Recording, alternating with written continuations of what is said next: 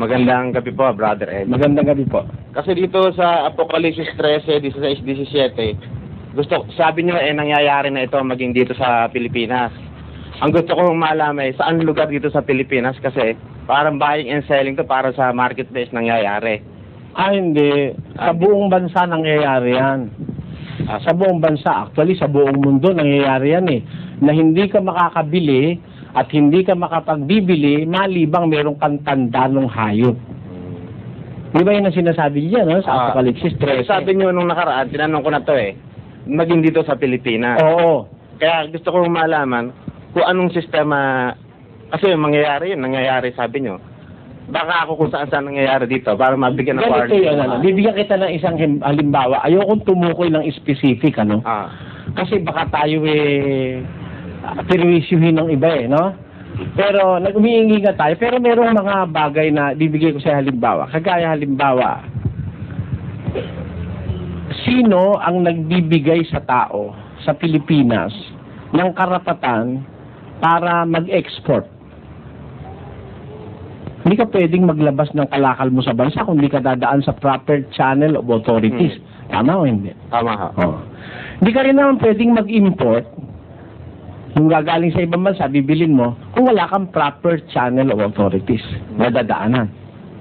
Tama. Ngayon, doon sa mga authorities na yon, sila ang kinakasangkapan noong Antikristo para makapamayani siya sa ekonomiya ng mga bansa.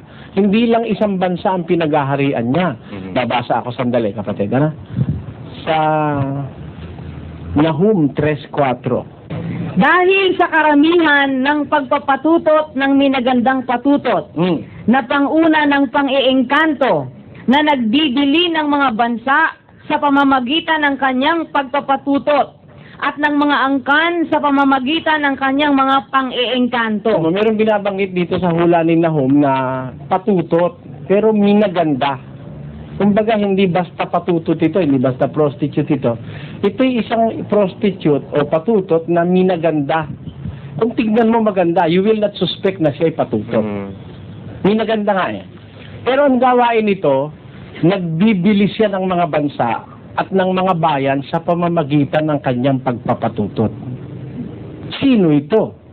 Puntahan natin dun sa 17 ng Apokalipsis, versikulo 5. At sa kanyang noo ay nakasulat ang isang pangalan, Hiwaga, dakilang Babilonia, ina ng mga patutot at ng mga kasuklam-suklam sa lupa. Ayan, meron sinasabi sa Apokalipsis na patutot, na sa kanya nang galing lahat ng patutot at kasuklam-suklam sa lupa.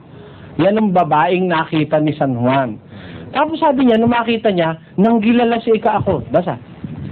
At nakita ko ang babae, na lasing sa dugo ng mga banal at sa dugo ng mga martir ni Jesus.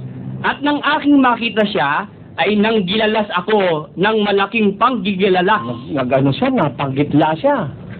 Nakita niya yung babae na yun na patutot na lasing pa pala yun. At ang ikinalasing hindi drugs, mga dugo ng mga banal. Siya ang responsible sa lahat ng nangamatay na banal na alagad ng Diyos.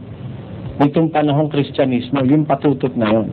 Nang gilalas ako, ang sabi ngayon nung anghel kay Juan, bakit ka? At sinabi sa akin ng anghel, bakit ka nang gilalas? Sasabihin ko sa iyo ang hiwaga ng babae at ng hayop na sinasakyan niya na may 7 ulo at 10 sungay. Hindi ba yung hayop yung sinasabi sa 13:16 ng Apokalipsis, ano?